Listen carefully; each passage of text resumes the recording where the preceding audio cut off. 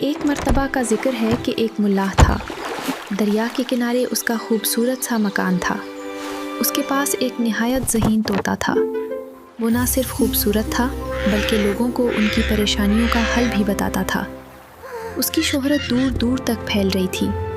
ایک دن ملاح مچھلیاں پکڑ رہا تھا کہ اچانک اس کے جال میں ایک نہایت خوبصورت سنہری مچھلی آ گئی۔ جب ملاح اسے کاٹنے لگا تو اچانک مچھلی بولنے لگی، مجھے چھوڑ دو، مجھے چھوڑ دو۔ یوں عام انسان کی طرح مچھلی کو بات کرتے دیکھ کر ملاح حیران رہ گیا۔ ملاح چونکہ بنیادی طور پر رحم دل انسان تھا، اس لیے اسے سنہری مچھلی پر بہت رحم آیا اور اس نے پانی میں چھوڑ دیا۔ دیکھتے ہی دیکھتے مچھلی اچانک پری کی شکل میں تبدیل ہو گئی اور اس نے ملاح کا شکریہ ادا کیا اور اسے بتایا کہ مجھے ایک جن نے اپنے جادو کے زور سے سنہری مچھلی بنا دیا تھا اور کہا تھا کہ تیری قسمت ہے اگر کسی نے تجھے پکڑ لیا اور کاٹ کر کھا جائے یا چھوڑ دے۔ اچھا ہوا کہ میں ایک نیک انسان کے ہاتھ لگی، شاید کوئی اور ہوتا تو وہ مجھے کاٹ کر کھا جاتا۔ اگر میں زندگی میں تمہارے کسی کام آ سکوں تو مجھے یاد کر لینا، میں تمہاری مدد کروں گی۔ یہ کہہ کر وہ اڑ گئی۔ ایک دن اسی ملک کا بادشاہ شکار پر نکلا۔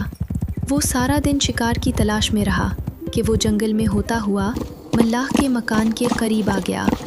جب اس کے سپاہیوں نے اس نایاب طوطے کے بارے میں بتایا تو وہ حیران رہ گیا اور اسے دیکھنا چاہا۔ بادشاہ کو یہ طوطا بہت پسند آیا۔ اس نے ملاح کو دربار میں بلوایا اور کہا کہ مجھے یہ نایاب طوطا دے دو۔ ملاح بہت پریشان ہوا۔ اس نے عرض کیا کہ بادشاہ سلامت میں اس طوطے کو اپنی جان سے بھی زیادہ عزیز رکھتا ہوں، میں یہ آپ کو کیسے دے سکتا ہوں؟ پھر بادشاہ نے کہا میں تمہیں ایک محل بنا کر دوں گا، لیکن پھر بھی ملاح نہ مانا۔ تو بادشاہ نے کہا پھر میری یہ شرط کہے کہ تم میرے 2 سوالوں کے جواب دو۔ اگر تم میرے سوالوں کے جوابات نہ دے سکے تو پھر یہ طوطا میرا ہوا، اور اگر تم نے جواب دے دیے تو پھر نہ صرف میں طوطا تمہارے ہی پاس رہنے دوں گا بلکہ اتنی مال و دولت بھی دوں گا کہ تمہاری 7 نسلیں بہت عیش سے زندگی گزاریں گی۔ ملاح نے پوچھا وہ 2 سوال کیا ہیں؟ بادشاہ نے کہا میرا پہلا سوال یہ ہے کہ وہ کون سی چیز ہے جو ایک دوسرے کے پیچھے لگی ہوئی ہے۔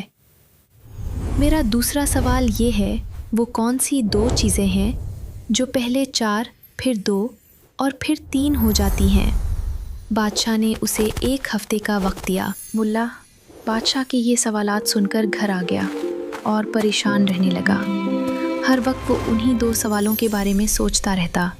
اس کی راتوں کی نیندیں بھی اڑ گئیں، لیکن اسے ان سوالات کے جوابات نہ ملے۔ بالآخر طوطا بھی اپنی مالک کو پریشان دیکھتا رہتا۔ آپ پریشان لگ رہے ہیں، سب ٹھیک ہے؟ آخر کیا ماجرا ہے مجھے بتائے، میں آپ کی پریشانی کا حل بتاؤں؟ ملاح نے اس کو اپنی پریشانی بتا دی اور کہا کہ کل آخری دن ہے اور اگر کل صبح تک میں نے بادشاہ کو ان سوالات کے جوابات نہیں بتائے تو وہ تمہیں ہمیشہ کے لیے لے جائے گا۔ طوطا سوچتا رہا۔ اچانک اسے خیال آیا کہ کچھ دن پہلے ملاح نے اسے سنہری مچھلی والا واقعہ سنایا تھا۔